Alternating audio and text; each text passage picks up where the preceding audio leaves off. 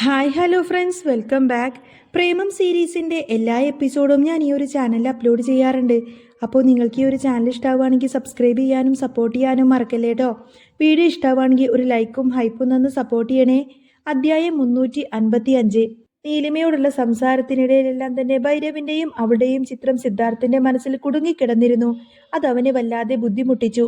അതുകൊണ്ട് തന്നെ അവൻ നോർമലായി അവളോട് സംസാരിക്കാൻ സാധിച്ചില്ല. അവളോടുള്ള സ്നേഹം അവനെ ഭ്രാന്തനാക്കിയിരുന്നു. ദേഷ്യം കൊണ്ട് അവൻ വിറക്കുന്നുണ്ടായിരുന്നു. വല്ലാതെ ഒച്ചയെടുത്തുകൊണ്ടാണ് അവൻ അവളോട് സംസാരിച്ചത്. നീലിമയുടെ പ്രതികരണത്തിന് കാത്തു നിൽക്കാതെ തന്നെ സിദ്ധാർത്ഥ അവളുടെ കൈകളിൽ പിടിക്കുകയും ചെയ്തു. അവൾ അവനെ അതിശയത്തോടെ നോക്കി. അവന്റെ ബലം അത്രക്കുമുണ്ടായിരുന്നു. ഏറെ നേരം കഴിഞ്ഞിട്ടും അവൻ വിട്ടില്ല. നീലിമയുടെ കൈ അവന്റെ കൈക്കുള്ളിലിരുന്ന് ഞെരിഞ്ഞു. അവൾക്ക് നന്നായി തന്നെ വേദനിച്ചു. സിദ്ധാർത്ഥിന് തന്നോടുണ്ടായിരുന്ന സ്നേഹം ഇപ്പോൾ എവിടെ പോയി എന്നവൾ ചിന്തിച്ചു. തന്റെ മുന്നിൽ നിന്ന് ഭ്രാന്തനെ പോലെ പെരുമാറുന്ന ആളെ തനിക്കറിയില്ല എന്ന് പോലും നീലിമക്ക് തോന്നി. അവൻ എത്ര പെട്ടെന്നാണ് മാറിപ്പോയത് എന്ന് അവൾ അതിശയത്തോടെ തന്നെ ചിന്തിച്ചു. അവൾക്ക് അതെല്ലാം ഓർക്കുമ്പോൾ കൂടുതൽ കൂടുതൽ സങ്കടം വന്നു.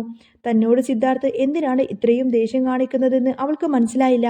ഭൈരവിനെ കാണാൻ ചെന്നതാണ് കാര്യമെങ്കിൽ അവനെ കാണാൻ ചെന്നതല്ലാതെ അവർ തമ്മിൽ അധികം സംസാരിച്ചിട്ട് കൂടിയില്ല. ഇതെല്ലാം ഓർത്തപ്പോൾ അവളുടെ കണ്ണുകൾ വീണ്ടും നിറഞ്ഞു. അവൾ അവനെ തള്ളി മാറ്റാൻ ശ്രമിച്ചുകൊണ്ടിരുന്നു. പക്ഷേ അവൻ കൂടുതൽ അവളുടെ അടുത്തേക്ക് തന്നെ വരികയാണ്. വല്ലാതെ ശ്വാസം മുട്ടി അവൾ പറഞ്ഞു, ദയവ് ചെയ്ത് എന്നെ ഇങ്ങനെ ഉപദ്രവിക്കരുത്. എൻ്റെ വയറ്റിൽ ഒരു കുഞ്ഞുണ്ട്, അതിന് വേദനിക്കും. അവൾ ദയനീയമായി പറഞ്ഞു. ഇത് കേട്ടപ്പോഴും സിദ്ധാർത്ഥിന്റെ ദേഷ്യം അടങ്ങിയില്ല. നിന്റെ വയറ്റിൽ കിടക്കുന്ന കുഞ്ഞ് എന്റേതാണെന്ന് എനിക്കറിയാം. അതിനെ വേദനിപ്പിക്കാൻ എന്തായാലും എനിക്ക് കഴിയില്ല. അതൊന്നും നീ എന്നെ പഠിപ്പിക്കേണ്ട കാര്യമില്ല. ഇത് പറയുമ്പോഴും ദേഷ്യം തന്നെയായിരുന്നു അവന്റെ ഭാവം. അവൾക്ക് തന്റെ മുന്നിൽ നിൽക്കുന്ന ആള് പഴയ സിദ്ധാർത്ഥ അല്ലെന്ന് ഓർക്കുമ്പോഴെല്ലാം തന്നെ ഭയം തോന്നാൻ തുടങ്ങി. കാരണം നീലിമ കരഞ്ഞിട്ട് പോലും അവന് ക്ഷമിക്കാൻ തയ്യാറല്ല. അവളെ ഉപദ്രവിക്കണമെന്നെല്ലാമായിരുന്നു അവന്റെ മനസ്സിൽ. പക്ഷേ ഒരു തരം ആധിപത്യം സ്ഥാപിക്കാൻ അവന്റെ മനസ്സ് ആഗ്രഹിച്ചു. എല്ലാത്തിനും കാരണം ഭൈരവാണെന്ന് അവന് തോന്നി. നീലിമ എല്ലാ കാര്യത്തിനും ഭൈരവിനെ സമീപിക്കുന്നു. താൻ ഇവിടെ ജീവിച്ചിരിക്കുന്നു എന്ന് പോലും ചിന്തിക്കാതെ അവൾക്ക് അവനോട് സൗമ്യമായി തന്നെ ഇടപഴകുന്നു. ഇതൊന്നും സിദ്ധാർത്ഥിന് സഹിക്കാനാവുമായിരുന്നില്ല. പക്ഷേ നീലിമ ഇതെല്ലാം തന്നെ മനസ്സിലാക്കുന്നത് മറ്റൊരു രീതിയിലായിരുന്നു. സ്വാർത്ഥമായ എന്തോ വികാരങ്ങൾക്ക് വേണ്ടി തന്നെ ഉപദ്രവിക്കുന്ന സിദ്ധാർത്ഥിനോട് അവൾക്ക് വെറുപ്പ് തോന്നി. അവൾ അവനോട് പറഞ്ഞു, നോക്ക്, നിങ്ങൾ എന്നോട് ഇങ്ങനെ കാണിച്ച ഒരിക്കലും ഞാൻ നിങ്ങളോട് ക്ഷമിക്കില്ല. എന്നെ വിട്. അവൾ വല്ലാതെ അരിശത്തോടെ പറഞ്ഞുകൊണ്ട് തന്നെ അവനെ തള്ളിമാറ്റാൻ ശ്രമിച്ചു. നീ എത്ര ചേർത്ത് നിൽക്കും, എത്ര ശ്രമിച്ചാലും എൻ്റെ കയ്യിൽ നിന്നും നീ രക്ഷപ്പെടില്ല. നീ എന്നോട് പറയാതെ എനിക്കിഷ്ടമില്ലാത്ത കാര്യങ്ങളെല്ലാം ചെയ്യുമ്പോൾ ഇതെല്ലാം നിനക്ക് ഓർമ്മ വരണം. അത്രയും പറഞ്ഞുകൊണ്ട് അവളുടെ കൈ വിടാതെ തന്നെ അവൻ അവളുടെ ദേഹത്തേക്ക് വീണ്ടും ചാഞ്ഞു. ഒടുവിൽ എല്ലായ്പ്പോഴും ചെയ്യുന്നത് പോലെ അവൻ അവളുടെ ചുണ്ടുകൾ കവർന്നു. പക്ഷേ നീലിമക്ക് താൻ വല്ലാത്തൊരു ദുരവസ്ഥയിലൂടെ കടന്നു പോകുന്നത് പോലെയാണ് അപ്പോൾ തോന്നിയത്. അല്പസമയം കഴിഞ്ഞപ്പോൾ സിദ്ധാർത്ഥ് അവളെ നെറ്റിച്ചുളിച്ച് കൊച്ചത്തോടെ നോക്കി. നീലിമ തളർന്നു തുടങ്ങിയിരുന്നു. ഇനി പോരാടാനുള്ള ശക്തി അവൾക്കുണ്ടായിരുന്നില്ല. സിദ്ധാർത്ഥ നീലിമയുടെ ശരീരത്തിലും കഴുത്തിലുമെല്ലാം ചുംബിച്ചുകൊണ്ടിരുന്നു. സിദ്ധാർത്ഥ്, നിങ്ങൾക്ക് ശരിക്കും എന്താ വേണ്ടത്? നിങ്ങൾക്ക് എന്താ പ്രശ്നം? അവൾ ശാന്തമായി ചോദിച്ചു. അത് കേട്ടപ്പോൾ സിദ്ധാർത്ഥ് ഒരു നിമിഷം നേരം നിർത്തി. എന്നിട്ട് അവളെ നോക്കി പറഞ്ഞു, ഇനി മേലാൽ എനിക്കിഷ്ടമില്ലാത്ത കാര്യം ഒന്നും തന്നെ നീ ചെയ്യാൻ പാടില്ല. അപ്പോഴെല്ലാം നീ ഈ കാര്യം ഓർക്കണം, അത്രയുള്ളൂ. നിന്നെ ഉപദ്രവിക്കാൻ വന്നതൊന്നുമല്ല ഞാന്. നീ എൻ്റെ ഭാര്യയാണ് നീലിമ. അത് നീ ഇടയ്ക്കിടയ്ക്ക് മറന്നു പോകുന്നു. എവിടെ പോയാലും എനിക്കിപ്പോൾ സ്വസ്ഥതയില്ല. നിന്റെ കാര്യത്തിൽ അത്രമാത്രം സെൽഫിഷാണ് ഞാന്. ഇനിയെങ്കിലും നീ എന്നൊന്ന് മനസ്സിലാക്ക് നീലിമ. ഇതെന്റെ സ്നേഹമാണ്. I love you more than anything in this world. നീ മറ്റൊരാളെ നോക്കുന്നത് പോലും എനിക്കിഷ്ടമല്ല നീലിമ. ഇത് പറഞ്ഞു നിർത്തിയപ്പോൾ സിദ്ധാർത്ഥിന് പെട്ടെന്ന് തന്നെ വിഷമം തോന്നി. അവൻ അവളിൽ നിന്നും അടർന്നു മാറി. താൻ അവളെ വല്ലാതെ ഭയപ്പെടുത്തിയെന്ന് അവന് മനസ്സിലായി. കുറച്ചു നേരത്തേക്ക് അവനൊന്നും തന്നെ മിണ്ടിയില്ല. അതിനുശേഷം അവളിൽ നിന്നും മാറി ബാത്റൂമിലേക്ക് നടന്നു. ഏറെ നേരം കഴിഞ്ഞാണ് കുളിമുറിയിൽ നിന്നും അവൻ പുറത്തേക്ക് വന്നത്. നീലിമ കട്ടിലിൽ അനങ്ങാതെ തന്നെ കിടക്കുകയായിരുന്നു. അവൻ അവളുടെ അടുത്തേക്ക് വന്നിരുന്നു. അവൾ വല്ലാതെ ഭയന്നു പോയിരുന്നു എന്ന് അവന് മനസ്സിലായി. അവളുടെ കയ്യിൽ താൻ അമർത്തിപ്പിടിച്ച ആ ഒരു പാട് നീല നിറത്തിൽ തന്നെ കിടക്കുന്നുണ്ടായിരുന്നു. അവന്റെ ഹൃദയം പെട്ടെന്ന് വേദനിച്ചു. താൻ ചെയ്ത കാര്യങ്ങൾ ഓർത്ത് അവൻ പശ്ചാത്തപിക്കാൻ തുടങ്ങി. താൻ വെറും ഒരു മൃഗമായിട്ടാണ് പെരുമാറിയതെന്ന് അവൻ ചിന്തിച്ചു. പെട്ടെന്ന് അവൻ എന്തൊക്കെയോ അവളോട് പറയണമെന്ന് തോന്നി. പക്ഷേ വാക്കുകളൊന്നും പുറത്തു വന്നില്ല. ഒന്നും പറയാൻ അവന് കഴിഞ്ഞില്ല. അവൻ അവളെ തന്നെ നോക്കിക്കൊണ്ട് അവിടെ കുറച്ചു നേരം നിന്നു. ചെയ്തതിലെല്ലാം കുറ്റബോധമുണ്ടെന്ന് അവൾ അറിയാതിരിക്കാൻ വേണ്ടിയിട്ട് സിദ്ധാർത്ഥ് ശ്രമിച്ചു. ഒന്നും സമ്മതിച്ചു കൊടുക്കാൻ അവന്റെ ഈഗോ അവനെ അനുവദിച്ചില്ല. ഭൈരവിന്റെ കാര്യങ്ങളൊന്നും തന്നെ അവൻ ഭൈരവിന്റെ കാര്യങ്ങളൊന്നും അവൾ പറയാതിരിക്കുന്നത് കൊണ്ടാണ് അവന് അത്രമാത്രം ദേഷ്യം വന്നത്. ഭൈരവിനെ കാണാൻ വേണ്ടി എന്തിനാണ് പോയതെന്ന് ഇതുവരെ നീലിമ പറഞ്ഞിട്ടില്ല. അവനെ കണ്ട കാര്യം പോലും അവൾ അവനോട് പറഞ്ഞിട്ടില്ല. അതിന്റെ ദേഷ്യത്തിലാണ് അവൻ ഇങ്ങനെയെല്ലാം തന്നെ അവളോട് പെരുമാറിയത്. അതിൽ അവന് നല്ല കുറ്റബോധമുണ്ടായിരുന്നു. നീലിമ കട്ടിലിൽ തന്നെ കിടക്കുകയായിരുന്നു. ഒരു തരം മരവിപ്പ് ബാധിച്ചതുപോലെയാണ് അവൾക്ക് തോന്നുന്നത്. താൻ ഇത്രയധികം സ്നേഹിച്ച പുരുഷൻ തന്നെ അനാവശ്യമായി വേദനിപ്പിച്ചിരിക്കുന്നു. അതോർക്കുമ്പോഴൊക്കെ അവൾക്ക് നെഞ്ചിൽ ഒരു വേദന തോന്നി. അവളുടെ കണ്ണുകൾ അപ്പോഴും തോർന്നിരുന്നില്ല. അവളുടെ അവസ്ഥ കണ്ടപ്പോൾ സിദ്ധാർത്ഥിന്റെ മുഖത്തും വെപ്രാളം പ്രകടമായി. അവളോട് ക്ഷമ ചോദിക്കാൻ പോലും ആവാതെ അവൻ കുറച്ചുനേരം അവളെ തന്നെ നോക്കി നിന്നു. അതിനുശേഷം സിദ്ധാർത്ഥ് പെട്ടെന്ന് നീലിമയെ കോരിയെടുത്ത് മുകളിലേക്ക് കൊണ്ടുപോയി. ബാത്ത് ടബിൽ നേരത്തെ തന്നെ വെള്ളം നിറച്ചു വെച്ചിരുന്നു. സിദ്ധാർത്ഥ് അവളെ ചൂടുവെള്ളത്തിന്റെ അരികിലേക്ക് നിർത്തി. നീലിമയ്ക്ക് പ്രതികരിക്കാനൊന്നും സമയമില്ലായിരുന്നു. സിദ്ധാർത്ഥ് കുനിഞ്ഞ് നീലിമയുടെ ദേഹത്തേക്ക് വെള്ളം മെല്ലെ ചേർത്തു. വെള്ളം നീലിമയുടെ ഇന്ദ്രിയങ്ങൾ ഉണർത്തി. അവളുടെ മരവിച്ച മനസ്സ് കുറച്ച് സ്വസ്ഥമാകുന്നത് അവൾക്ക് അനുഭവപ്പെട്ടു. ദേഷ്യം കുറഞ്ഞുവെങ്കിലും അവൾക്ക് ശാന്തത തോന്നി. അവൾ കൂടുതൽ ശാന്തത കൈവന്നതുപോലെ അവനെ നോക്കി. സിദ്ധാർത്ഥ് തന്റെ മുതുകിലും കഴുത്തിലും തഴുകുന്നത് അവൾ അറിഞ്ഞു. നീലിമയ്ക്ക് വല്ലാത്ത അസ്വസ്ഥത തോന്നി. സിദ്ധാർത്ഥിന്റെ ഉദ്ദേശം അവൾക്ക് മനസ്സിലായില്ല. പക്ഷേ അവൾ അവന്റെ സ്പർശനത്തിൽ നീരസപ്പെട്ടു. അവൾ സിദ്ധാർത്ഥിന്റെ കൈ പിടിച്ചു.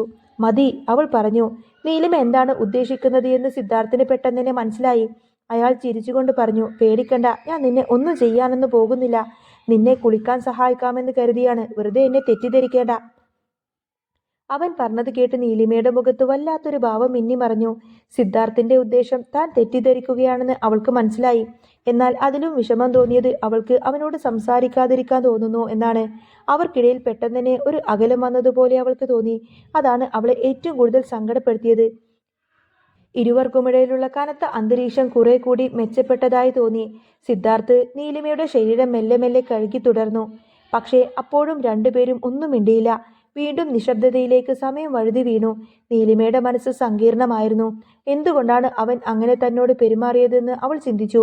ചിലപ്പോൾ ഭൈരവിനെ കാണാൻ പോയ അസൂയ കൊണ്ടായിരിക്കാം. അത് സത്യമാണെന്ന് അവൾക്ക് തോന്നി. എല്ലാത്തിനും ഉപരി സിദ്ധാർത്ഥ് അവളെ സ്നേഹിക്കുന്നുണ്ടെങ്കിലും അവന് വികാരങ്ങളൊന്നും നിയന്ത്രിക്കാൻ കഴിയാറില്ല. പ്രത്യേകിച്ച് ദേഷ്യം.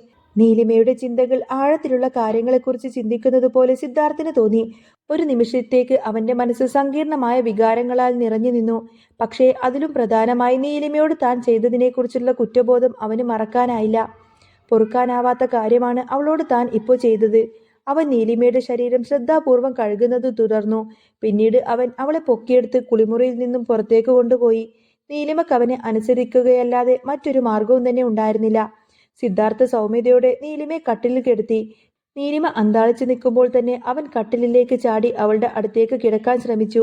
നീലിമ അല്പം പിന്നോട്ട് പോയി സിദ്ധാർത്ഥിന്റെ മുഖത്തേക്ക് നോക്കി. അവളുടെ കണ്ണുകളിൽ പേടി പ്രകടമായി കാണാൻ പറ്റുമായിരുന്നു. സിദ്ധാർത്ഥ് അത് കണ്ട് ചിരിച്ചു. നിനക്കെന്താ അത്ര പേടിയുണ്ടോ? അവൻ നീലിമയെ നോക്കി ചോദിച്ചു. പേടിയല്ല, ഞാൻ ഗർഭിണിയാണ്. ഇനി ഇങ്ങനെയൊന്നും ഉണ്ടാവാൻ പാടില്ല. ഇതൊക്കെ എന്റെ കുഞ്ഞിനെ ബാധിക്കും, അവൾ പറഞ്ഞു. അവളുടെ ഭയവും തന്നോടുള്ള വെറുപ്പും കണ്ടപ്പോൾ സിദ്ധാർത്ഥ് വിഷമിച്ചു. അല്പം മുമ്പ് അവളോട് ചെയ്തതെല്ലാം ഇത്തിരി കടുത്തുപോയി എന്ന് അവൻ മനസ്സിലാക്കി. അവൻ അവളെ നോക്കി പറഞ്ഞു, നീ ഭൈരവിന്റെ അടുത്തേക്ക് പോയ കാര്യം എന്നോട് മറച്ചു വെച്ചത് എന്തിനാണ്? അവൻ ചോദിച്ചതിന് മറുപടി പറയാൻ സാധിക്കാതെ ഒരു നിമിഷം നീലിമ നിന്നു. അവളെ നോക്കി അവൻ വീണ്ടും ചോദിച്ചു, അതുകൊണ്ട് മാത്രമാണ് എനിക്ക് ഇങ്ങനെയൊക്കെ നിന്നോട് പെരുമാറേണ്ടി വന്നത്. അതിൽ എനിക്ക് നല്ല കുറ്റബോധമുണ്ട്. നീ എന്നോടൊരു കാര്യവും മറച്ചു വെക്കുന്നത് എനിക്കിഷ്ടമല്ല നീലിമ. അത് എത്ര ചെറിയ കാര്യമാണെങ്കിൽ പോലും. ഞാനില്ലാത്ത സമയം നീ എന്തിനാ ഭൈരവിനെ കാണാൻ പോയത്? അവൻ വീണ്ടും ചോദിച്ചത് കേട്ട് നീലിമ പറഞ്ഞു, നിങ്ങളുടെ കൺസ്ട്രക്ഷൻ സൈറ്റിൽ പ്രശ്നം നടക്കുന്നുണ്ടെന്ന കാര്യം അറിയാമല്ലോ.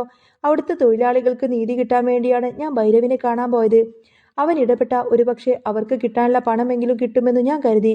മാത്രവുമല്ല, ആ സൈറ്റിലെ പ്രശ്നം പരിഹരിക്കപ്പെട്ടാൽ നിങ്ങൾക്കും സ്വസ്ഥമായി തന്നെ ഇരിക്കാൻ സാധിക്കുമെന്ന് ഞാൻ ഓർത്തു.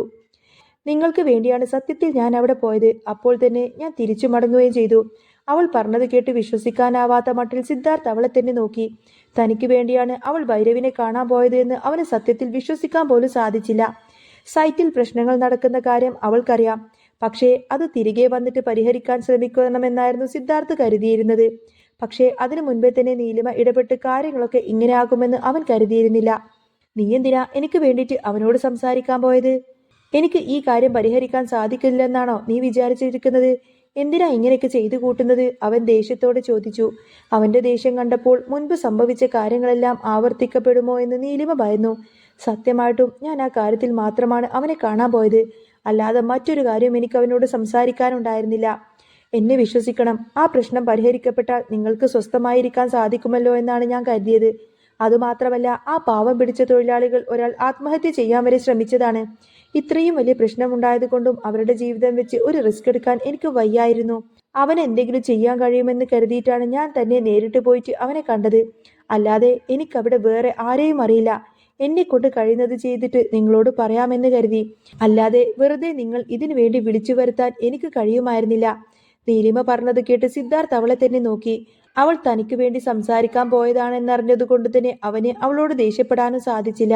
അല്പം മുമ്പ് അവളോട് അല്പം ക്രൂരമായി പ്രവർത്തിച്ചു പോയതിന്റെ കുറ്റബോധത്തിൽ തന്നെയായിരുന്നു അവൻ ഇപ്പോഴും. അവളോട് എന്തു പറയണമെന്നറിയാതെ സിദ്ധാർത്ഥ് നിന്നു. ഗർഭിണിയായ അവളെ താൻ ഇത്രത്തോളമൊന്നും ഉപദ്രവിക്കേണ്ടിയിരുന്നില്ല എന്നും സിദ്ധാർത്ഥിന് അപ്പോൾ തോന്നിപ്പോയി. അങ്ങനെ സിദ്ധാർത്ഥ് വളരെയധികം വിഷമത്തോടെ ഇങ്ങനെ കുറ്റബോധത്തിൽ നോക്കി നിൽക്കുന്നതും കാണിച്ചുകൊണ്ടാണ് കേട്ടോ ഇന്നത്തെ ഈ ഒരു എപ്പിസോഡ് പൂർണ്ണമാവുന്നത്. അപ്പോൾ നിങ്ങൾക്ക് ഈ ഒരു ചാനൽ ഇഷ്ടമാവുകയാണെങ്കിൽ സബ്സ്ക്രൈബ് ചെയ്യാനും സപ്പോർട്ട് ചെയ്യാനും മറക്കല്ലേ കേട്ടോ. വീഡിയോ മുഴുവനായിട്ട് കണ്ടതിന് ശേഷം നിങ്ങളുടെ വീഡിയോയെ കുറിച്ചുള്ള അഭിപ്രായങ്ങൾ കമൻസിലൂടെ അറിയിക്കാനും മറക്കല്ലേ. നെക്സ്റ്റ് വീഡിയോ ഉടനെ വരാട്ടോ. നെക്സ്റ്റ് വീഡിയോ നാളെ ഇതേ സമയത്ത് തന്നെ കാണാം. Bye bye.